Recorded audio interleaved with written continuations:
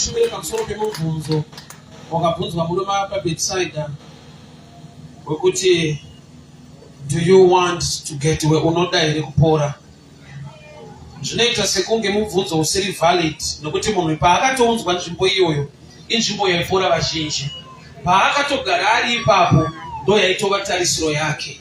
But Jesu unobvunza mubvunzo unoita sekunge hausi valid kusvika ndawana chimwe chizaroko chekuti mubvunzo uyu une nyaya, mubvunzo uyu une maridzo. Munhu ari pachipatara unoda here kupora, ndaifungidzira kuti anoda nokuti ndosaka auya. Ari pachechi anoda here kunamata Mwari, ndosaka akauya anotoda. Ari pachechi anoda here kubudirira kunobva kuna Mwari waanonamata, hongu anotoda. But zvinoita futi kubvunza munhu ari pachechi kuti unoda here. Why? Nokuti kuuya is one thing, but kuzoteerera uye nekuita zvawakainga pawakauya ipapo is another thing. Wakaipa anogona kusakubata kuti usaregere kuenda kuchechi unotouya, but anozokubata kuti uregere kubata zvawafambira panzvimbo yawauya. Nokuti breakthrough yako watouya mu right place. So being in the right place sometimes haisi guarantee ye positive result. Ndakaenda kuchikoro kwandakafoira, saka umwangu waipasa same class, saka ndakatozozviona kuti unogona kutoenda, but kupasa is another thing. So you can be in the right place nokuti haudi kuudzwa kwekuenda, haudi kuudzwa chekuita, wakatoenda pa right place, but things are not coming out good. Saka Jesu pauya mune murume ari kuti unoda here kupora, unoda here. Sei ari kumubvunza number one. This man was surrounded by people vane urwere hwavo, the weak, that the blind, vanga vakazara ipapa. Saka Jesu paari unoda here kupora autanga abata mindset. Why? Because mindset inogona kucolonizwa neenvironment. Vaunoswera nawo, zvamunoswera muchitaura, nzvimbo yaunogara, mamirire ezvinhu anocontributa padecision yaunomeka mulife. Saka uchinzwa vamwe akava surrounded nevanhu vasina good mindset yekuti wabudirire, anopedzisira ane tsika nochimurawo kana mutemo or philosophy yekuti chikuru kurarama. Kararamiro anobva atokabvisa woisa paside oti chikuru ndonge uchirarama. Life inosvitsa munhu pakuti zvaari kutaura handizvo zvaanoda, but ndo zvaari kutaura zvopedzisira zvava zvinhu zvaakuitika nekuda kwekuti environment inocontributa kuti ucharongei mangwana, uchafungei. Saka murume uyu akakomberedzwa nevari blind, akakomberedzwawo nevanhu vasinganzwi, akakomberedzwa nevamwe vanorwara. Saka Jesu pari unoda here kupora anoda kusecha kuti mind yako ndiwo uchiri kufunga here kana kuti waakutrusta zvinofungwa nevari pedyo newe concerning zvawanga uchida mulife.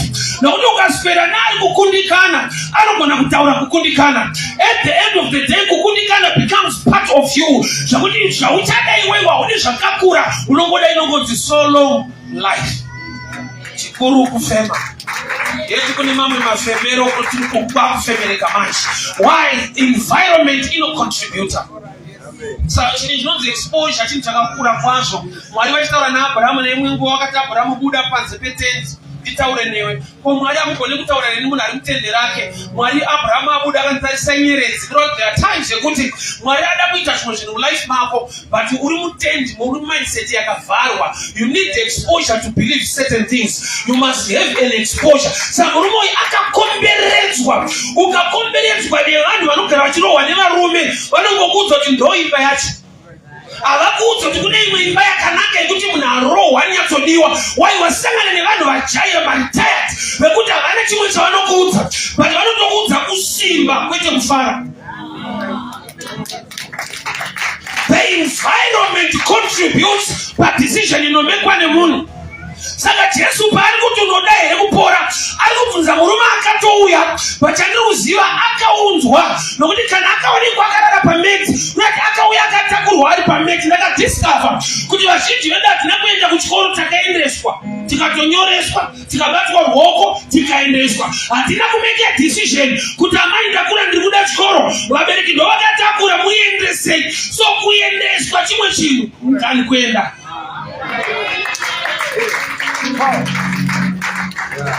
Ndaitaura nemacouples one day, ndikati unoziva teji yatinayo kumarriage ndeyekuti unogona kuroora munhu ari kuda marriage kwete ari kuda chiri kumuroora. Nokuti munhu anogona kusvika pane imwe age yekunzi dai waroorwa, kuna kuti chazara maari kuroorwa. Saka ufanira kuti love haiko, but mbaimo maabude. Kana akarohwa kana akadi aunzandofira pano, wai ari kuda marriage yacho. Wai akasvika palevel yekuti chaakuda imarriage. Saka danger iri pakuti ukaona munhu ari kuda marriage anogona kusakuteerera vari kubakude atokudzana pano panotora chigireta chinokutakura panoenda ndiri mukofi but nekusanzwisisa kwese kwakuti because chaari kuda chaakabvirawo akazodai wawanawo marriage kwete munhu marriage. So mindset yemunhu iyo yakabatwa nevanhu vakamudza dai warorwa wanonoka saka mari makabva madyarwa marriage kwete relationship kuda kuti ari kungotsvaga pekungoona kuti ndakarorwa apa. I don't know why I'm going there, but it's why environment inoudza munhu kuti ataure zvaanga asingafanira kunge achitaura kana kuti afarire zvinhu zvaanga asingafanira kunge achifarira nokuti zvawandirwa paholiday mwana wangu mufana divine anokunoyana nanzvadzi yangu tuso vanotamba nawo saka vana vanzvadzi yangu vanonditi sekuru saka panga pakuzopera holiday vada kudzokera divine akasvika pakunditiwo sekuru. Why? Because akatarisa kuti ava two havangaite mistake munhu ndisekuru chete awandirwa environment yakumupa kutaura kwaanga asingafanira kunge achitaura anogara achine chidenti but panopera holiday navafana vari kunditi sekuru anozwa kunge munhu ndisekuru chete. Ndo picture yekunzi unoda here nokuti iwe wakauya uchida but wakasangana nemaretired anokuudza kuti ndo upenyu hwacho.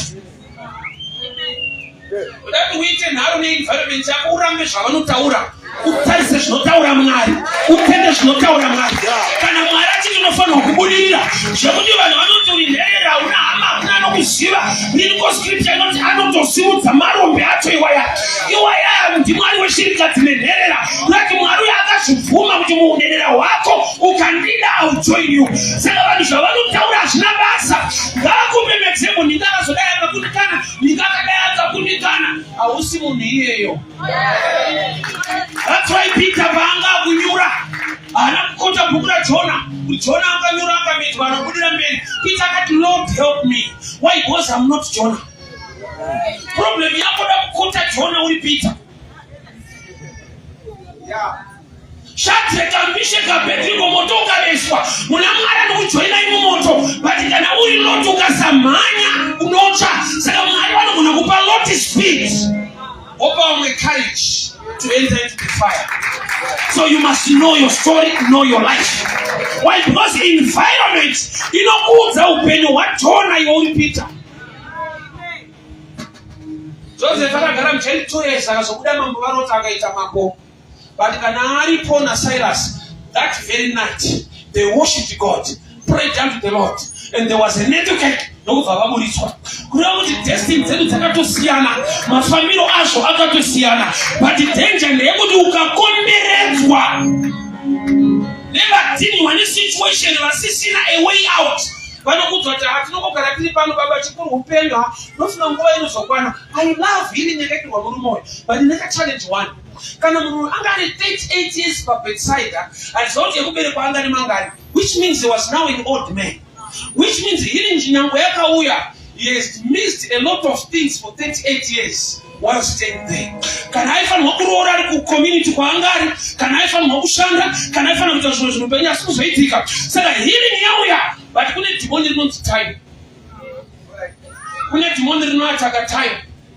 Kune zvinhu zvokuti ukada kuita nhasi hazvichanyatsoita ende zvisina meaning ende vanhu vanotokunyarira havangafari kuti uzviite nokuti wakura.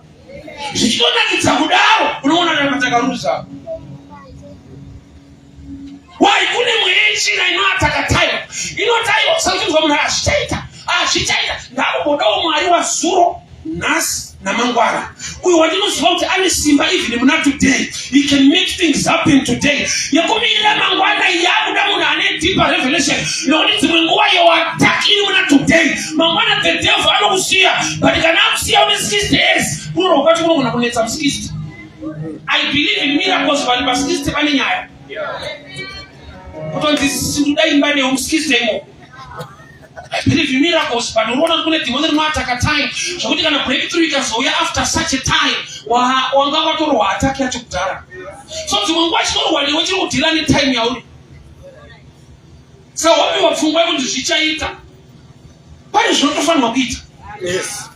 Jesu paari kubvunza unoda here kupora asvikira munhu akavata panhoo yake yeti nzvimbo yaari ine competition zvanzi atanga kupinda. Hazvinei kuti problem ihombe kana diki ukangotangirwa hazvichaita. Saka akarara So it was like market enough. In other words, I'm talking about action. Further action is because I don't put hand in tanking one, but I don't get action in the right time. Now this is something. The sons of Issachar were made commanders of Israel because they had understanding of times. They go close to somebody. At that level, at that time, and you miss your opportunity.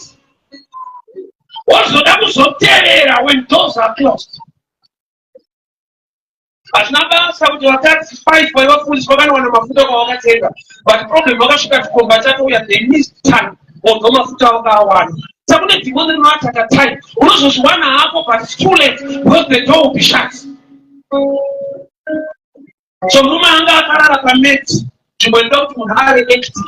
But action, I was by to tell you, wow, I don't need a shoe to beat under so, but I'm going to challenge you to what I'm talking about. But I'm not going to be action to proper time. Yeah. Why am I at the season? Yanda Vitas, the Kerek back. Then you know, but I want data, why you put it at Jason, but can be now what is Mark 40. The level to an hour complain of say yourself, what 15 minutes. Hey, I told us, I don't think it's what you was in that area. Just know, but Panama, you're missing time not giving. It's good to sell this perfume and give to the poor, but the poor you always running what there's me now, but you can't do I told them to be in preparation of my burial. Practice giving. Yakalot that timing. Let me show you the value of timing. Something I just was able to forget. Try to tell me in the memory of him. Our God is jealous God. I didn't share God in the woman. But when I got going to be touching the time, we're going to change what we can like. Nobody just started to some about to evangelist. That's remember of why it giving. When I complain about it, I say, why the food with that giving? That you cannot perfume to the thing is nobody that's the area. Just don't got the poor you always say. That when you don't understand time, you don't spare a while because it's not available every time and you miss an opportunity. That is a greater blessing in that time. When what the map best to be second of the prophets claim that one take one no matter what he along that chili Safuka. Should be some of the map best what it was Shami, so I never talk with no Shami South. While you are trying to understand time, couldn't say better when I'm not. Nobody chose a very change. But why you are going to Sumba right now? Well, Sumba, one of them, Yano Zamambo, could you want to see you? Could I tell you that Joseph from Jen? You have proper timing, young man. You would have to look for Asha in the presence of the king. Understand your time. Someone in Maka. So, that's a bit of us, you are at a lower level. At a certain level, for Sita, and the Maruno Makumbo, I see Kabasa of each one. Can I proceed? I will sit one location. When Massi started to Gano Karamba, why don't Batima Kungo and Chimba and Yama? Right by the time you get a Kungo and Chimba and Yama and go and very poor. Opportunity that happens. Get people wait. Take advantage of time. So when we are no one permits perhaps active according to time. I active, but I'm not beach one. The two want to tell you why this understanding wisdom. Can I'm too much that I will spoke Bongo Tampora. You open up in the Tangiva. What do you know, Gara? Yoshida, I have. So there are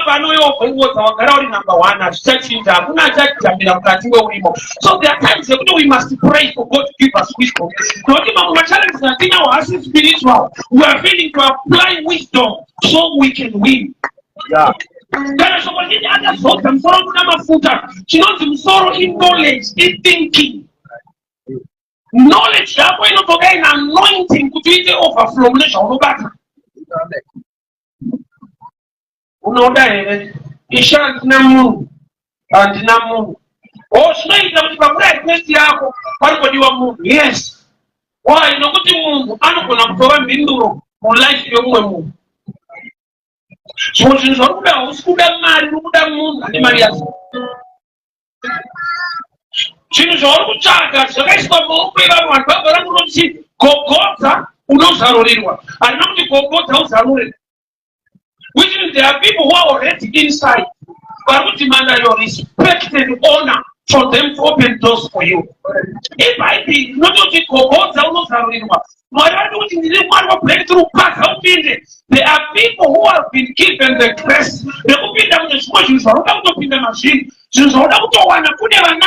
But knocking the discover. Could knocking demands skill.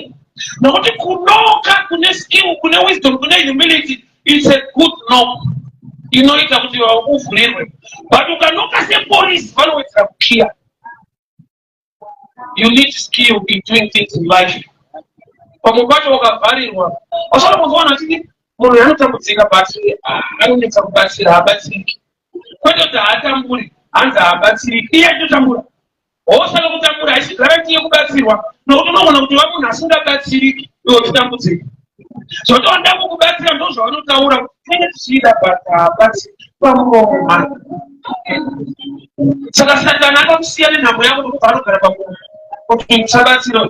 Pese kwawangeti wakati bosha wakati pese chichi ndatita mari Jesus usapane munhu wekuti ukatomupa $20 vanenge vane mari but tinongopiwa malusi ndolusi iyo ndauri kushaya mudaro ndolusi.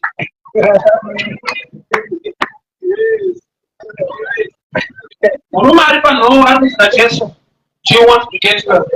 Murume uyu akundikana. Why? Because ane kutangirwa life in a competition. Jesu twaruda kuita kune anochiita better and greater.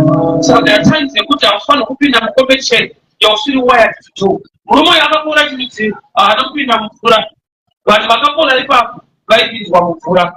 Mura chakanakira Mwari wedu manje anoziva kuti area iyi unokundwa but ndichakuitawo mukundi. If you believe and trust the word of the Lord, une area yekubudirira kwako isiri area ingabudirira nevamwe vese. Why? Nokuti isusu tine zvipo Mwari akaviga zvinokosha kuziona. Last year, I ended up my friend in Chikoro. Not a Saturday, for so Saturday, my friend. I want to show you never be able to say it's too much of poor the son of Tawai Tamba and to happen. I see my father in town. I asked my father in the law. Put up one of our part. Just come of it. I don't want to show Peter and show up. I see for the quality. What do you do in a mix? Never do it like this. That you are good, the never can you already. Better than in front of your lady. In a gun, Sumita, or open, good one. No, Balaseka. But this way, I just say,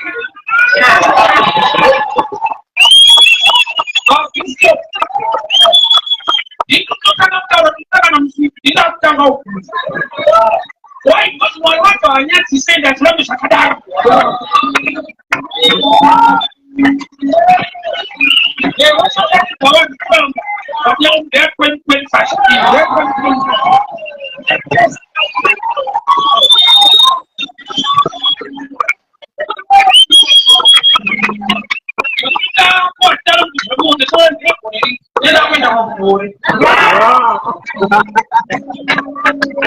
Why? Because you know, because you are living on your it's absence of a guy. What a thing they come at time. What a soon as you go back. I didn't forget a part of that kiss started to be. Murume uyu haana kupinda mvura. Problem yako ukakujaivha uchibva usiri pechi taikiti. Why? Because kune vakakutakura uri mugwere vanogadzika ikoko. Kune vakakutakura ukakuendesa kuchikoro. Kune vakakutakura kuendesa munhu zvinhu zvikuchiitawo. Wona vamwe vanai vanhu vari kubudirira. Don't make sense. What I want to that was something. That doesn't no that doesn't get out in here. And the only one I'm going to come from all the others is saying.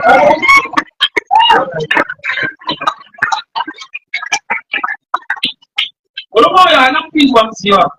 Badala kuwanya akamchetwa basiwa.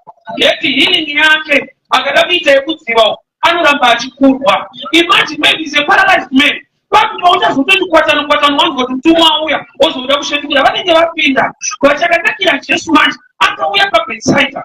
Mutumwa aisvikira kuvhura, Jesu anosvikira pamunhu otaura nemunhu sekutaura kwandinoita muupenyu hwako.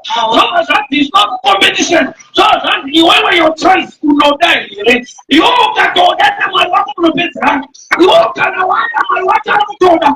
Ndotsaka akasiya denda rake akauya padita akaenda pamuchinjikwa zvanzi ani dada anotenda kurati kana waitendai wada zvako iye agara achitoda. Wai Mwari unotoziva kuti yekudhaivhai yemumvurai haungapabude, yekungwarai wakamwawa unokubara zvekudaro, yekutsvaga vari kumusoro vakakusimudzire hama dzangu hadzisi kumusoro. But unayo kumusoro-soro, unayo kumusoro-soro andarika. So kumwe vanokuziva ndiripo ini ndikanokubhongodzere kudai Jesu akabvisa ndokubva aintrodusa yewill power. Unoda here. Jesu ndokubva amuti carry your mate, rise up, carry your mate. Kumvura kuti vamwe vese vakaita matestimony paBhetsaida vaitoenda nehembe dzakanyorwa kudai oti muchangowina wana mvura tongotosvina hembe yako sakapakaoma kwakaandapinda ndamira osati nevanhu vane zvinobatika zveefoti dzavo changotachibatsirwa nenyasha dzaMwari. Tine vanhu vane zvinobatika nekuti vakangwara vane hama, vati Jehovha kumusoro mudenga muchakugamuchidza chenyasha chekuti haugone kunokwedzera chikoro dhigiri kana hama. Unongoti kudenga kuna Mwari, panyika ndo pane vanhu. Kudenga kuna Mwari, panyika ndo pane vanhu. Kufunga kwevanhu panogumira vanhu. Jehovha unosimudzira.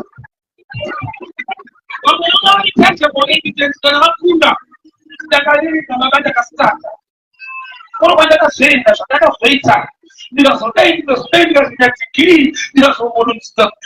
Vamwe vane zvavanotaura ndezvichambobuda kana vapfeka magauni vatigraduita so iunongoone shukuta akomana zvakaramba hako but ndochaizvaizvo hama dzangu upenyu rumaubati vanhu vanoisa effort dzavo pazvinhu zvavo but chinonzi nyasha chinobvateka human effort nokuti dai effort yekuti yaitaika nyasha dairikira kunamata but andinoziva kudenga kuna Mwari wekuti atarura nyasha effort yevanhu inopikisirwa zita raJehovha rosimudzirwa. Murume uyu hamuna kudzipinda kudziva. That was an old system. Nokuti a new system of grace is arrived. Hapana competition apa. Usainepirwe kune vanhu kune chekuti you try a lot of things and you can still fail. Wakundikana kwese wotatidza kuzwa kuti kune chinhu chirisi kuenda munyasha dzake nokuti iye haakundikani. Therefore tine mbiri yaMwari ndeyekusumudza type inodzaisa kukudzwa kwaJehovha kuri pakuprofita chingwa murenje nokuti kana paine muda vanhu vakarima vanogona kupinga type uye vakagara nezvekilaiza yavakaisa but kana vamugwenga vanhu vachidya nyama vanotoziva kuti kudenga kuna Mwari.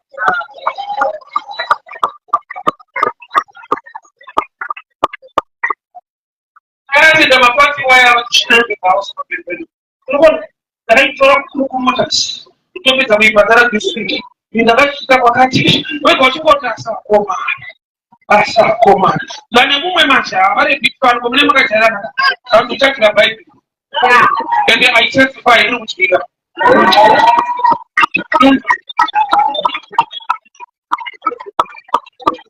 ine kuva kuchinya inototyika wa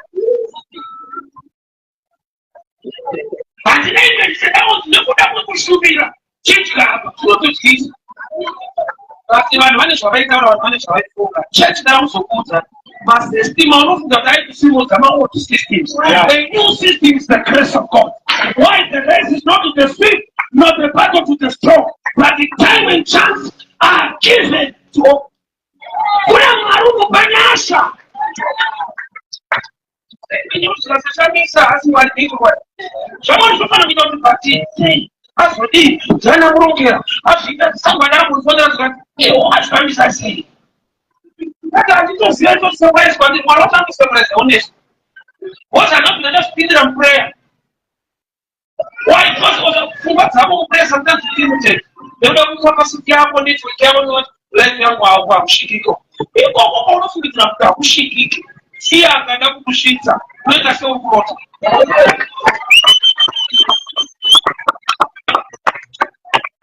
Chekuti vaibvunza kufambisa sei hatina mafambisiro atakazviita. Kune ruoko rwaJehovha rusina kufungika. Vagora kunoti moyo wamadzimambo uri mumaoko aJehovha. Ndiani angarambe Mwari vakati uyo ngaasiwe? Ndiani angaramba? Ndiani angaresista kana Mwari vada zvavo? Hakuna title ine moyo nekuti Mwari vakataura nation anobva azviite. God is so mighty and powerful. Church ndayamuzokudza system yekudhaiva is not paid for everybody. Usaite pressure zvako. Usaudzwe nemabest divers. Kudini pakadhaiva 1 week chena ndobva paBethsaida. Kune mudhara ane 38 years. 38 years dzekuchona aripo dzine testimony iri unique. Uchitaura kuti ndakapora muBethsaida tativa mumvura anoti ini ndakangosumuka ndikasiyana nemvura yacho. Saka ndabira Jesu akafamba akananga straight pane munhu ane 38 years. Kuroti Mwari ari kuziva kuti yako yanyanya. Haasvinoenda pane pana auya negora nekutsukisa neti wani munhu yanyeyo nguva refu. Imagine vese vakapora pa37 years viti vakasiyana mulocation woti mudhara yachiripo. Kuti hakuna kwaanoenda uyo anoswera akarara hapana kana mutumwa akauya ndozomufa mutumwa anga ambouya. Osati pane pamwe pekuti nyika yakutaura kwenguva refu. But kudenga kuna Mwari une nyasha neupenyu hwako. Kuva kusekwa iriko nekusekerera iriko. Kuva iti vanhu vataure zvavanoda ndo kana uchitiuta magofa kuti uchiisa paareka iriko. Asi nguva yekunura kwavo iriko. Avaseke kudenga kuna Mwari. Ngavataure mulocation takamusiya pechechesi takamusiya akura ejiyoi baba achamuti I love you vakuru kana Mwari vada zvavo. Zvishamiso ndondisa yake kuita zvokuti vanhu vanosara vakabata musoro kuti sei vari nani variko kunotsvagwa wacha kugara ufanira uri kukiyakiya kuroti namwari ane nyasha tinotevera munhu akagara kuroti kwete pabig platform mustreet kuroti nyasha dzamwari dziriko dzinobva kumahigh offices dzakananga so dzojamba machechi dzojamba maconference dzojamba dzosvika parodi souratiwe nyasha ndomuziva taita marire denda kuna Mwari. Systems are not in the mind, they are all systems according to God. I've come to introduce a new system known as grace. Yasha kushamisa. So it's not going to funga kana kulota. What you can do? Ona mata mwaroga kadira pano no tina yake. Pale bacha kuratidza site aisinayo kuti wapugama wanamata watsanya wadi yacha kuratidza kuti uku ndokunokuita kwangu. Pushwe anomudurura nyasha. I'm sure time is gone. But this is my message this afternoon. Don't worry kuti vakadhaiva mupfuva vakakuda vakaenda. Vakadhaiva muwedding vakaita toko petaka vakaenda vakakusiya usati watomukorwa. Vakadhaiva mumabusiness vakaita mari dzavo vakatenga zvavakatenga. Vakadhaiva masystems, maybe education masystems ekuromberwa nehama vakaenda kwavakaenda. There is God in heaven. He can introduce a conversation. Oh, but he won't know that. You can carry your best. Let me finish with this one. Carry your mate and go. Anga Porespa. Whenever you will not able. Basically, blessing, some people will never be able. Be prepared in this way. Basically, never. But not people who not only get one breakthrough reaction. If I was not able to find it as such, I became the first enemies. Murugo yakapolis wakaita zina Sara kuchashia pora. Zanzi apora mdaro kune wakasanyana na wakamuti kuti watapulire immense. Kwene muwaporere watapulire. Oh, amani kuti aiti kutaura Jesu. Nokuti Jesu ndiye akuti carry your mate the command. Healing ndo yakuda carry your mate wewe ndiye munhu amuporesa. Saka vanhu vari against ukatanga kuita zvinotaura Mwari nokuti ukaita zvinotaura Mwari aregere kutaura zvakanaka muupenyu hwako. Why are you trading your bets? People, they want you to come to church or never to break through later. Avadi kuti uite zvinotaurwa pachechi. Rukuitiswa, rukujairiwa. Hakuna nokomplena kulocation kuti rukunamatiwa. Anotaiwa, maakutorerwa mari, maakuitiswa zvamunoita izvi. Hakuna noti rukunamatiwa. Rukukomborerwa. Only the good side of God. Even when you have demanded to do good things in the house of God. Why are you killing your mate? I see question is simple. Kurani nika idiku kuona kuchita zvinokari zvinotorwa pachechi zvinotaura Mwari. Nyika inoda kuuye pano unamatirwe uignore zvinotaurwa nekuti zviitike muimba yake. Kunamata kuita zvinotaura Mwari. Mwari achinoparadza achikomborera vanhu chechi ngaregere kukanganwa. There is a mate to care. Say Jesu musina kuporesa munhu ngati asiye meta. Beti yanga yaye challenge and trade. Why? Because yaikupa comfort airara tubereko beti. Saka ukasiya meti pamwe unopinda problem. Unogona kupedza problem yevamwe vanhu nyangwe dzako pekushandira Mwari. Nokuti Mwari hakanganwe. Ndakabura ndichikomplaina vabereki vangu vari kutadza yote. Mama achikuendeko kumafazi next. Chaitika ndine mafundisi vaiti vakwana kumazoe. Kwa sinaimba mafundisi vayo zvinoramba kwenu. Taita kuni twice kumataira sora pambeda tonora pasi. Ndakakura ndipita chitama chicha vafundisi ndo vachitupa so. I didn't know. One day paiswa mpeta kuti vanhu varatidariswa pasi. Mwari vachatibvisa pasi vamuri kudyara vachatibvisa pasi vobvisa kufortune. Zvichiitwa neumwe munhu. Ende unozwa kuti handina kuitira izvozvo ane hama. Tinogona kutokomplena kuti vakupira ifuti. Zvekukomplena kwataita kuti vafundisi vaipiri waibhedha siyara pasi kumba kwedu. So pese pane blessing pane vanhu vanotaura zvakanaka. Vakazvitarisa Mwari kukomborera. Kana vakakomplena vakarwadziwa. Kana ari Mwari azviita. No one can stop the blessing of God. God will protect you and bless you. So munhu achadedicate. Achazodai. Makabinda kuti tiite accident tiri kufana. Tikurumidza Mwari tiri mukati imomo. May God bless you. May God protect you. And all the system the visa. Aisha kungwara kurongeka kana kukona. May the grace of God raise you. Mwari ngakusimudzire. Ngakupe nyasha. Vakauya mudziva vakasangana newe. Woti wakazopinda here mudziva. Wakazonyora here neti. Woti kudenga. Kuna Mwari. Weshirikadzi nenherera wevarongo. Vanhu vanoti madofo. Asi kana Mwari akuda. Unoona zvishasha.